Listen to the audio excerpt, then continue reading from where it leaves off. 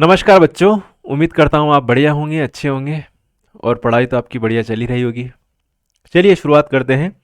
आज रिडॉक्स अभिक्रियाएं चैप्टर लेते हैं और इस चैप्टर के वस्तुनिष्ठ प्रश्न को विद कॉन्सेप्ट के हल करते हैं। इससे पहले हमने जो है कार्बनिक रसायन वाला चैप्टर कर लिया है, हाइड्रोकार्बन वाला चैप्टर कर लिया है और यूनिट सेकंड कर लिया है परमाणु संरचना, तत्वों का वर्गीकरण एवं गुणों में आवर्तिता। यूनिट थर्ड, यूनिट फोर्थ रासायनिक आबंधन और आणविक संरचना वाला। तो कुल मिला के ये छठवां लेक्चर है ये क्वेश्चन बैंक का। आज ये छठवां लेक्चर मतलब 5 कर लिए अपने कंप्लीट यूनिट और ये छठवीं यूनिट है। तो उम्मीद करता हूँ आपको निश्चित ही बेनिफिट मिलेगा और विद कॉन्सेप्ट की अपन चर्चा कर रहे हैं। रटने की कोई गुंजाइश नहीं है, हम हर चीज़ को समझेंगे। आपके सामने बेटा पहला क्वेश्चन हाजिर है आज का। बताइए इसका आंसर बताइए, कमेंट्स भी करिएगा, कमेंट्स करते जाइएगा साथ के साथ में। तो पहला क्वेश्चन आपके लिए हाजिर है। पहला क्वेश्चन है आपके सामने कि HClO, HClO2, HClO3 और HClO4 सर्वाधिक ऑक्सीकरण अवस्था किसकी है। तो आपको अगर इनमें ऑक्सीकरण अवस्था निकालना आएगी तो आप आसानी से बता दोगे। एक हाथ की मैं बता देता हूँ। सर्वाधिक ऑक्सीकरण अवस्था इसमें जो है भैया HClO4 की है। कैसे निकालेंगे ऑक्सीकरण अवस्था? क्लोरीन की निकालनी अपने को, तो जिसकी निकालनी उसको X माना जाता है। तो जैसे अपने को HClO4 में किसकी निकालनी है? क्लोरीन की। तो हाइड्रोजन की अपने को मालूम होनी चाहिए। हाइड्रोजन की होती है बेटा +1 होती है और ऑक्सीजन की होती है -2। ओके, तो एक हाइड्रोजन है तो लिखूंगा मैं 1 × +1। ओके, प्लस जिसकी निकालनी क्लोरीन की तो मैंने X लिख दिया, +4 ऑक्सीजन है और एक ऑक्सीजन की -2 होती है तो -2 बराबर क्या लिखा मैंने? 0। तो X बराबर 4 दूनी 8 उधर जाएगा तो ये प्लस का हो जाएगा और ये 1 उधर जाएगा तो माइनस का हो जाएगा। तो 8 - 1 तो X बराबर क्या आएगा यहाँ पर? +7 आंसर आएगा। तो यहाँ पर HClO4 में क्लोरीन की ऑक्सीकरण अवस्था कितनी है? +7।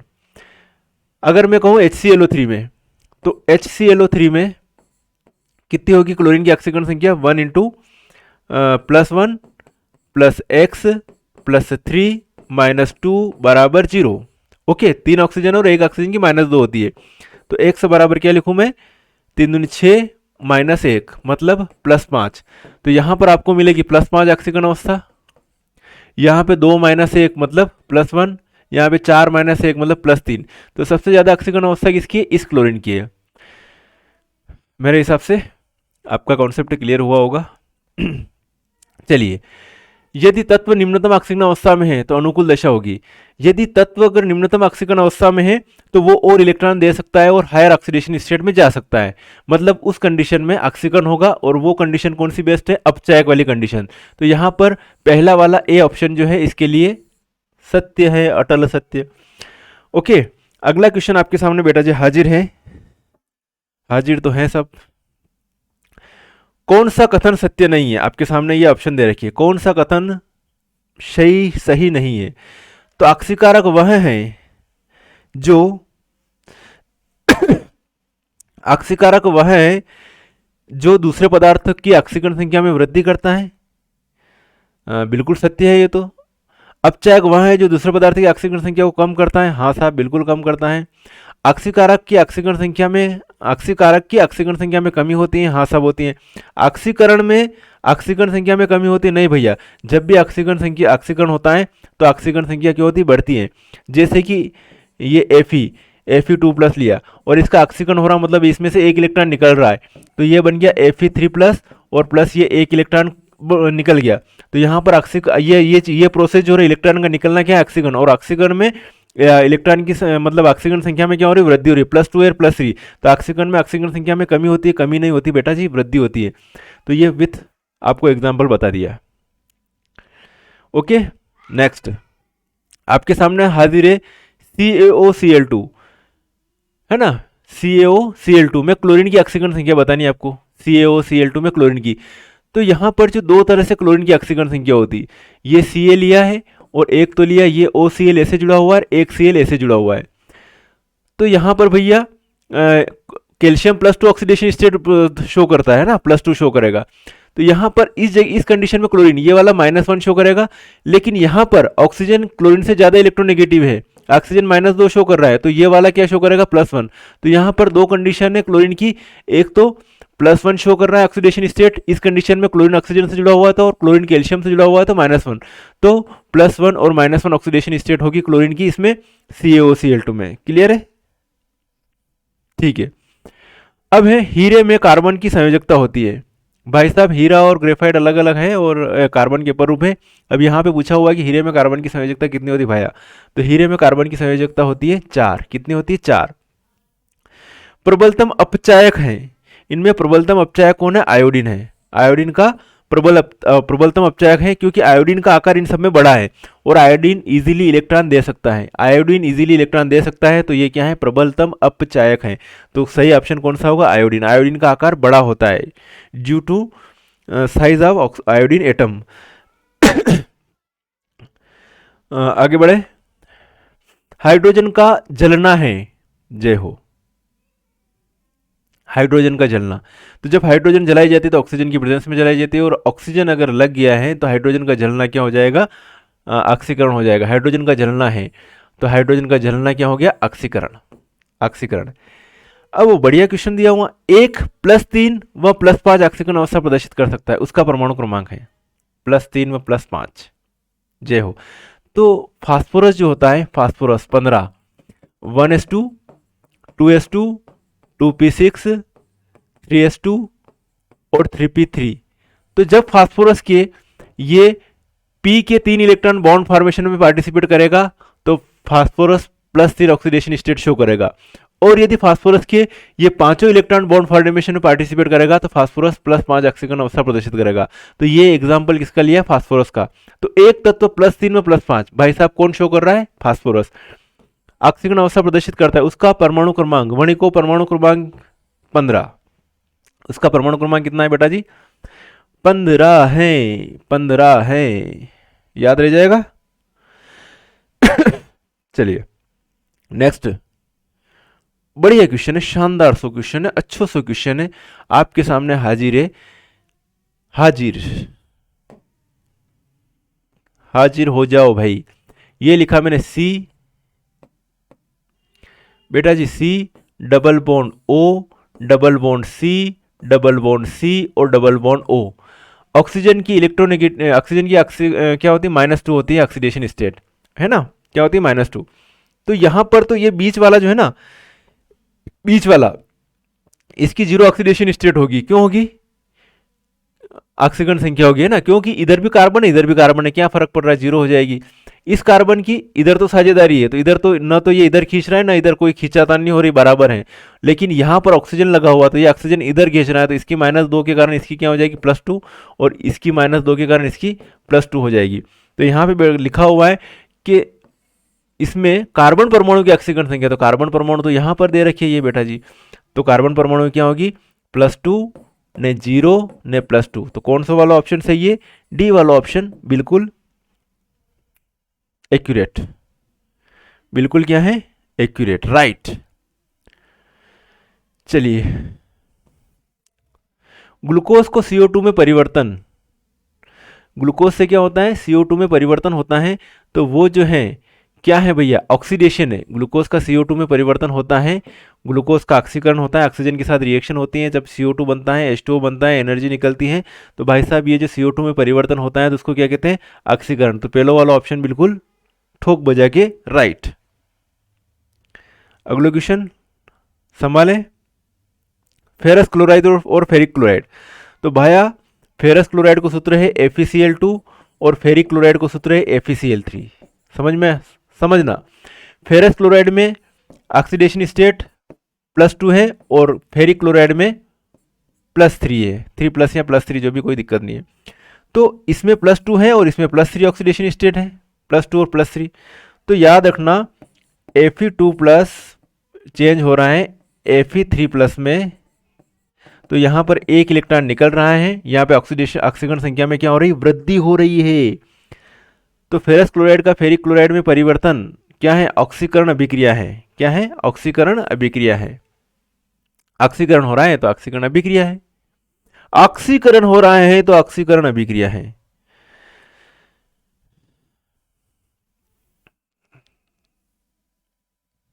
क्या बात है। आपके सामने यौगिक दे रखे, निम्नलिखित यौगिकों में से नाइट्रोजन उच्चतम ऑक्सीकरण अवस्था प्रदर्शित करता है। किसमें नाइट्रोजन उच्चतम ऑक्सीकरण अवस्था प्रदर्शित करे है? बताओ साहब। तो इसमें कुछ नहीं, आपको मालूम होनी चाहिए हाइड्रोजन की कितनी होती है +1 और ऑक्सीजन की कितनी होती है -2। ये दो दो चीज़ें मालूम है तो आप बता सकते हो। अब एक एक की निकालेंगे। N2H4, N2H4 में नाइट्रोजन की ऑक्सीडेशन स्टेट निकालो भैया। कितनी हो रही 2x + 4 इंटू +1 बराबर 0। x बराबर क्या हो जाएगा 4 उधर जाएगा तो -4/2, -4/2 मतलब क्या आ जाएगा -2। NH3 की देखते हैं अब, निकालते हैं NH3 की। तो NH3 की x + 3 इंटू +1 बराबर 0 तो x बराबर -3। NH3 की भैया -3 है। अब निकालें NH2OH की, NH2OH की ध्यान से देखना, NH2OH की। तो x + 2 into +1 + 2 into 1 into -2 + 1 into +1 hydrogen की दी है। तो x बराबर ये से ये कैंसिल हो जाएगा भैया और ये आ जाएगी 1 इंटू +1 तो उधर जाएगा तो -1 हो जाएगा, है ना, -1। तो इसकी है, इसमें नाइट्रोजन की -1 आ रही है, इसमें आ रही है -2 और इसमें आ रही है -3। अब बचा N3H की, निकालें N3H की भी। तो N3H की निकालते हैं। तो निकाली है अपनों ने 3x + 1 इंटू +1 बराबर 0। x बराबर 1 उधर जाएगा, माइनस का हो जाएगा -1/3। तो सबसे माइनस में मतलब अपन कोई भी चीज़ शुरुआत करते ना तो 0 -1 -2 -3 फिर +1 फिर +2। तो -1 बड़ा है या -2, तो -1 बड़ा है। ऐसे ही -1 से भी बड़ा कौन है -1/3। तो यहाँ पर इसका सही ऑप्शन आएगा N3H। क्या आएगा N3H, हाइड्रोजोनिक अम्ल कहते हैं इसको N3H को। तो N3H आएगा बी वाला, सी वाला ऑप्शन बिल्कुल राइट। याद रखना बेटा, इतना कोई नहीं समझाएगा इतना डीपली डीपली।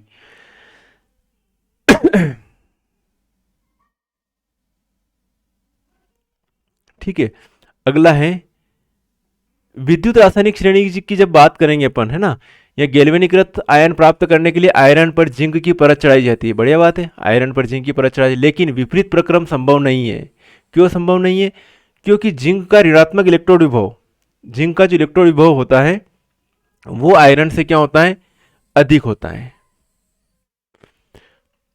ना। विद्युत रासायनिक श्रेणी देखेंगे उसमें हर एक का क्रम दिया रखा है, उसमें जिंक का ऋणात्मक इलेक्ट्रोड विभव क्या है, आयरन से ज्यादा दिया हुआ मिलेगा आपको इलेक्ट्रोकेमिकल सीरीज में। तो हर चीजें एक दूसरे से रिलेटेड रहती है, धीरे धीरे सारी चीजें समझ में आती हैं। हो गया ऑब्जेक्टिव टाइप फाइनल।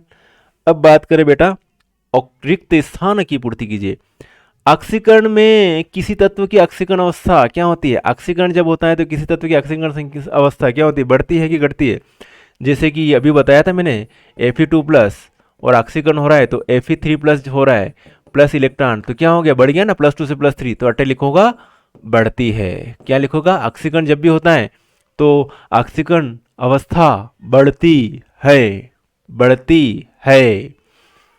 वह प्रक्रम जिसमें इलेक्ट्रॉन का त्याग होता है, अभी इलेक्ट्रॉन का त्याग होता है तो उसको क्या कहते हैं, ये इलेक्ट्रॉन का त्याग हो रहा है तो क्या कहेंगे, ऑक्सीकरण। कहीं होगा भाया ऑक्सीकरण। प्रक्रिया जिसमें इलेक्ट्रॉन ग्रहण होते हैं, जब भी इलेक्ट्रॉन ग्रहण होते हैं, जैसे Cu2+, 2 इलेक्ट्रॉन ग्रहण किए जा रहे हैं और क्या बन रहा है, Cu बन रहा है। तो यहाँ इलेक्ट्रॉन ग्रहण करके Cu2+ Cu में कन्वर्ट हो गया, तो ये वाली रिएक्शन कौन सी है, अपचयन है। क्या है, अपचयन। तो यहाँ पर क्या लिखोगे भाया, अपचयन, अपचयन। इलेक्ट्रॉन ग्रहण करना अपचयन, इलेक्ट्रॉन का त्यागना ऑक्सीकरण, इलेक्ट्रॉन का ग्रहण करना अपचयन, इलेक्ट्रॉन का त्यागना ऑक्सीकरण। ठीक है, चलिए बढ़िया बात है, आगे बढ़े आप। दहन की प्रक्रिया, ध्यान रखना बेटा, दहन की प्रक्रिया की जब भी बात करोगे आप हमेशा क्या लिखोगे, ऑक्सीकरण होता है। क्या होता है दहन की प्रक्रिया के लिए बात करोगे तो क्या लिखोगे, ऑक्सीडेशन, ऑक्सीकरण, ऑक्सीकरण या ऑक्सीडेशन। वायुमंडलीय गैसों व नमी द्वारा धातुओं में होने वाले अवांछित परिवर्तन को क्या कहते हैं? वायुमंडलीय गैसों व नमी के द्वारा धातुओं में, वायुमंडलीय गैस जो भी विषैली गैस होती है या जो पर्यावरण को प्रदूषित करती है, sulphur dioxide, carbon dioxide, SO3 जो भी है, तो वो जो है अवांछित परिवर्तन होता है। क्या होता है वो? संक्षारण जंग लग जाएगी भैया नमी और वायुमंडल में उपस्थित अवांछित गैसों के कारण। जहाँ शहरी क्षेत्र होते हैं, बड़े बड़े महानगर होते हैं, वहाँ पे गैसें ज़्यादा है और वहाँ पर अगर नमी है तो जंग ज़्यादा लगेगा। जैसे दिल्ली में गाड़ियाँ घूम रही तो उनमें जंग ज़्यादा लगेगा, बजाय किसी छोटे शहर के वहाँ पे जहाँ पॉल्यूशन नहीं है वहाँ से, और नमी भी अच्छी रहेगी, तो दोनों कंडीशन रहेगी। तो बॉम्बे में, वापी या जो भी इंडस्ट्रियल फील्ड है वहाँ पर जाओगे तो वहाँ पे आपको जल्दी से जो है मेटल के ऊपर जंग लग जाता है। तो ये चीज़ होती है। तो यहाँ पे लिखेंगे संक्षारण। क्या कहलाता है? संक्षारण या जंग के कारण सेल में विद्युत धारा बहती है। किसके कारण सेल में विद्युत धारा बहती है भाई साहब? विद्युत वाहक बल के कारण। क्या लिखोगे? विद्युत वाहक बल के कारण, विद्युत वाहक बल के कारण सेल में विद्युत धारा बहती है। ऐसा उपकरण जिसमें विद्युत ऊर्जा का परिवर्तन रासायनिक ऊर्जा में किया जाता है, विद्युत ऊर्जा का परिवर्तन रासायनिक ऊर्जा में किया जाता है, उसको क्या कहोगे? उसको कहते हैं विद्युत अपघटनी सेल। और रासायनिक ऊर्जा को विद्युत ऊर्जा में किया जाता है, उसे कहते हैं विद्युत रासायनिक सेल। तो यहाँ पर लिखोगे विद्युत अपघटनी सेल। क्या लिखोगे? विद्युत अपघटनी सेल। लिख लोगा? हाँ लिख लेंगे साहब। ठीक है, पढ़ लो भैया, अच्छे से पढ़ लो, मज़े से पढ़ लो। ये दिन फिर ना आएंगे, ज़िंदगी ना मिलेगी दोबारा, ये ज़िंदगी ना मिलेगी दोबारा, इसलिए समय वापस नहीं आएगा बेटा।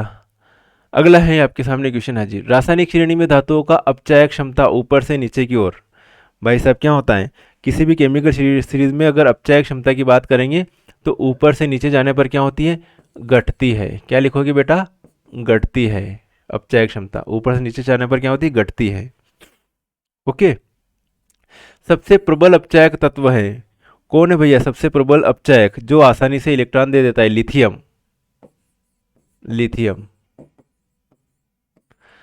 सबसे प्रबल अक्सीकारक तत्व है कौन सा होता है? सबसे प्रबल अक्सीकारक जो इलेक्ट्रॉन को ग्रहण कर सकता है, तो वो है फ्लोरीन, खींचने की प्रवृत्ति रखता है। और अमलगम का अनिवार्य अवयव है। अमलगम का क्या है? अमलगम में क्या होती है? मरकरी पाई जाती है, Hg पाई जाती है। क्या पाई जाती है? Hg अमलगम का अनिवार्य अवयव है। तो भाया ये हो गए आपके रिक्त स्थान। मैंने समझाया आपको, शायद हो सकता है कि आप ईयरफोन लगा के कहीं पर आपके पास प्रश्न बैंक ना हो, कुछ ना हो, तो ये पढ़िए आप, आपको जो है एग्ज़ाम में मेरी आवाज़ आपके कानों में सुनाई देती रहेगी। चलिए बेटा जी, अब है आपके सामने हाजिर सही जोड़ियाँ, है ना? कौन सी सही जोड़ियाँ? ध्यान से देखना इसको, देखोगे तो सही।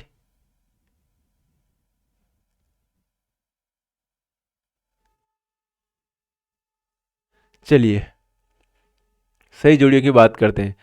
सबसे पहले ऑक्सीकरण, है ना? ये क्या लिखा है? ऑक्सीकरण।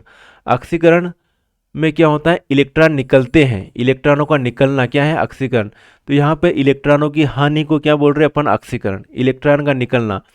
अब अपचयन, अपचयन में इलेक्ट्रॉन की प्राप्ति। अपचयन में क्या होता है बेटा जी? इलेक्ट्रॉन की प्राप्ति। यहाँ तक समझ में आ गया? इलेक्ट्रॉन ग्रहण किए जाते हैं तो अपचयन होता है, इलेक्ट्रॉन जब निकलते हैं तो वहां पर ऑक्सीकरण होता है। अब है अगला, स्वतः ऑक्सीकरण क्या होता है? स्वतः ऑक्सीकरण मतलब ऑक्सीकरण और अपचयन दोनों प्रदर्शित हो रहे हैं, मतलब ऑटोमेटिकली दोनों प्रोसेस चल रही रिएक्शन में, एक का ऑक्सीकरण हो रहा है, एक का अपचयन हो रहा है, तो उसे कहेंगे अपन स्वतः ऑक्सीकरण। क्या कहेंगे? स्वतः ऑक्सीकरण। जॉनसन ने ऑक्सीकरण संख्या में परिवर्तन की विधि बताई थी। जॉनसन ने ऑक्सीकरण संख्या में परिवर्तन की विधि बताई थी, जॉनसन ने। ओके। अगला है रेडॉक्स अभिक्रिया। रेडॉक्स अभिक्रिया तो जिसमें ऑक्सीकरण व अपचयन दोनों होता है, तो ये इसका सही होगा। ठीक है, ऑक्सीकरण इलेक्ट्रॉन की हानि, अपचयन इलेक्ट्रॉन की प्राप्ति। स्वतः ऑक्सीकरण ऑक्सीकरण और अपचयन दोनों प्रदर्शित करता है। जॉनसन ने क्या किया था, ऑक्सीकरण संख्या परिवर्तन की विधि दी थी। रेडॉक्स अभिक्रिया किसे कहते हैं, जहां ऑक्सीकरण तथा अपचयन दोनों चीजें होती हैं, उनको अपन रेडॉक्स अभिक्रिया कहते हैं। उम्मीद करता हूं कि आपको ये वीडियो अच्छा लगा होगा। आपके जरूर कुछ ना कुछ कॉन्सेप्ट क्लियर हुए होंगे, आपके माइंड के दरवाजे अच्छे से खुले होंगे। तो इस वीडियो को शेयर कीजिएगा अपने साथियों को, अपने दोस्तों के साथ में, और पढ़ाई अच्छे से कीजिएगा। इसी तरह से जो है मेरे वीडियो आते रहेंगे सिस्टमेटिक तरीके से। अभी अपन ऑब्जेक्टिव सीरीज़ कर ले, उसके बाद टॉपिक टू टॉपिक उठाऊंगा, अच्छे अच्छे टॉपिक उठाऊंगा जिनको जो है एग्ज़ाम के पॉइंट ऑफ व्यू से भी वो टॉपिक इंपॉर्टेंट रहेंगे, और आपके जो नॉलेज के हिसाब से भी अच्छे रहेंगे कि नॉलेज बढ़ाने के लिए भी वो टॉपिक करने चाहिए, ताकि आपके 12th की केमिस्ट्री अच्छे से हो। चलिए बच्चों, मिलेंगे फिर नेक्स्ट वीडियो में, तब तक के लिए ओके बाय, जय हिंद।